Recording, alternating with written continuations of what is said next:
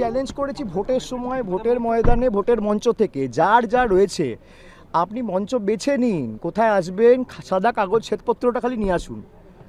এ তো আজকে নতুন নয়, আমি 4 মাস আগে বলেছি। তাই এখানে না গলা ফাটিয়ে যেখানে বলার সেখানে বলুন না, আসুন না, আমাকে খালি 1 ঘন্টা সময় দিন।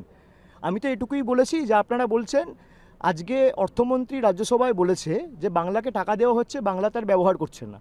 আমি অর্থমন্ত্রীকে বলেছি আমি কিছু বললে ভুল হতে পারে, আপনি কিছু বললে সঠিক হতে পারে, বেঠিক হতে পারে। আপনি শ্বেতপত্রটা প্রকাশ করুন 21 সালের পরে আপনি পয়সা 100 দিনের কাজের খাতায় আর আপনি আবাস যোজনায় বাংলাকে দিয়েছেন। 10 পয়সা যদি প্রমাণ করতে পারে আমি রাজনীতি ছেড়ে দেবো। আমি একবার বলিনি, দুবার বলিনি, 1000 বার বলেছি।